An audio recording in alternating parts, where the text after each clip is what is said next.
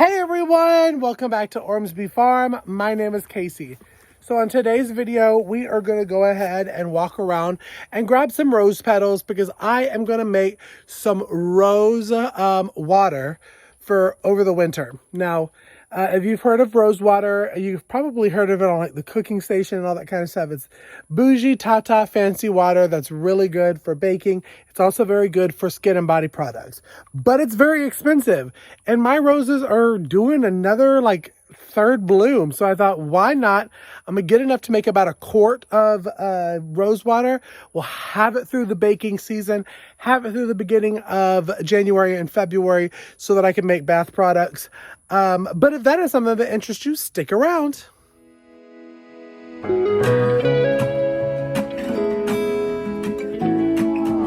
I'm coming home. Alrighty, so it's crazy because I've cut all of our rose bushes back because I thought, okay, that was it for the summer.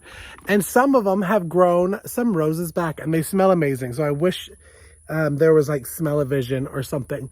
But what I'm going to do is I'm going to pick enough rose petals to do about a quart of rose water. Now I'll leave the recipe in the description box. But basically we're looking for about a half a cup of rose petals per 1.5 cup of water. So to get my 4 cups of water, which is pretty much what it is for a quart, I'm going to get about 2.5 cups of rose petals. So I will see y'all once I pull those. Alrighty, so these right here, these are a Japanese rose. They're not as fragrant as the one on the other side of my house, but they'll work just the same. They still smell amazing, and they're gonna make some wonderful rose water that I can use for baking and all that good stuff.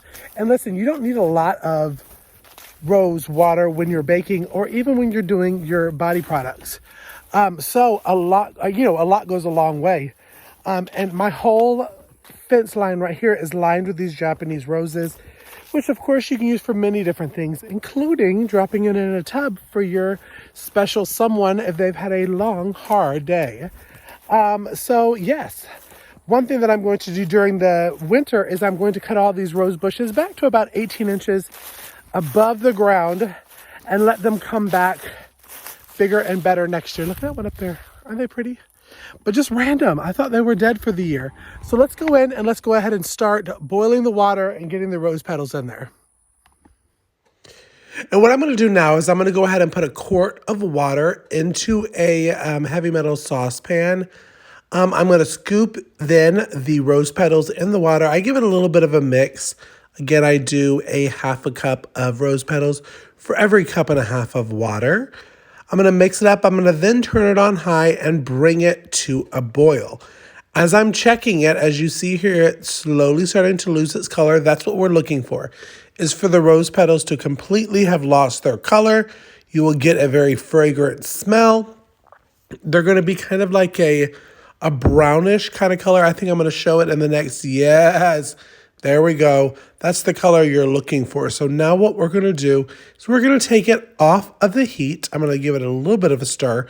And I'm going to go ahead and I'm going to pour it through a sieve to get it into the quart jar. You see the water is kind of like a brownish red color. That's exactly what you're looking for. And then I'm going to go ahead and put a lid and a ring on there and let it cool before I put it in the fridge. And then once you have your rose water, you can go ahead and put a top on it, put it in your fridge. It will last up to 6 months in the fridge, doing nothing to it but just leaving it in there. I like to let mine cool out on the counter till it's probably a little bit warmer, maybe lukewarm, before I put it in the refrigerator. I don't know a good canning recipe, and I've looked and I've searched and I have not found one. If you know one, make sure to leave it in the comment section below.